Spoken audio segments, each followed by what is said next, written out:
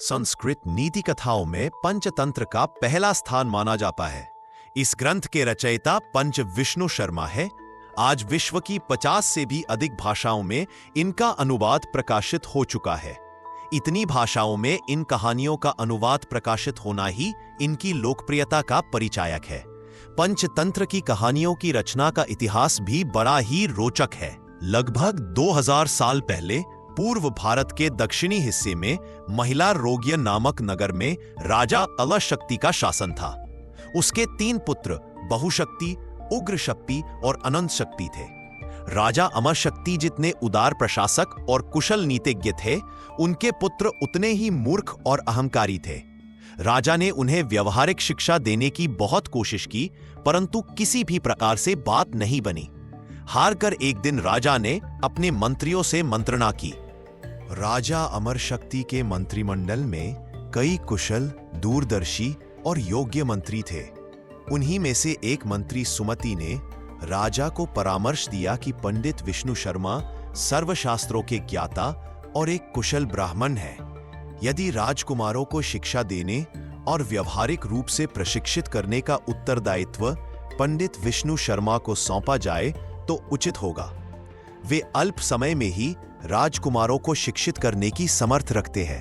राजा अमर शक्ति ने पंडित विष्णु शर्मा से अनुरोध किया और पारितोषिक के रूप में उन्हें 100 गांव देने का वचन दिया। पंडित विष्णु शर्मा ने पारितोषिक को तो अस्वीकार कर दिया, परंतु राजकुमारों को शिक्षित करने के कार्य को एक चुनौती के रूप में स्वीकार किया। इस स्वीकृति के साथ ही उन्होंने घोषणा की कि मैं यह असंभव कार्य मात्र 6 महीनों में पूर्ण करूंगा। यदि मैं ऐसा न कर सका तो महाराज मुझे मृत्युदंड दे सकते हैं।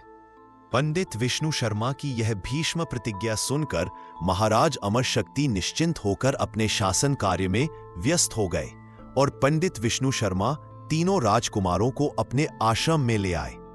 पंडित विष्णु शर्मा ने राजकुमारों को विविध प्रकार की नीति शास्त्र से संबंधित कथाएं सुनाई। उन्होंने इन कथाओं में पात्रों के रूप में पशु पक्षियों का वर्णन किया और अपने विचारों को उनके मुख से व्यक्त किया। पशु पक्षियों को ही आधार बनाकर उन्होंने राजकुमारों को उचित अनुचित आदि का ज्ञान दिया और इसके साथ ही राजकुमारों को व्यवहारिक रूप से प्रशिक्षित करना आरंभ किया। राजकुमारों की शिक्षा समाप्त होने के पश्चात पंडित विष्णु शर्मा ने इन कहानियों पंचतंत्र कहानी संग्रह के रूप में संकलित किया। उपलब्ध प्रमाणों के आधार पर कहा जा सकता है कि जब इस ग्रंथ की रचना पूरी हुई तब उनकी उम्र 80 वर्ष के करीब थी। पंचतंत्र को 5 तंत्रों भागों में बांटा गया है। मित्र भेद, मित्रों में मनमुटाव एवं अलगाव, मित्र लाभ या मित्र संप्राप्ति, मित्र प्राप्ति एवं उसके लाभ। 3 संधि विग्रह काकोलुकियम, कौवे एवं उल्लुओं की कथा। 4 लब्ध प्रनाश, मृत्यु या विनाश के आने पर यदि जान पर आ बने तो क्या।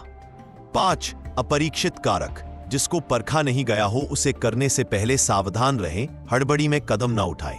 मनोविज्ञान, व्यवहारिकता तथा राजकाज के सिद्धांतों से परिचित कराती ये कहानियां सभी विषयों को बड़े ही रोचक तरीके से सामने रखती है तथा साथ ही साथ एक सीख देने की कोशिश करती है।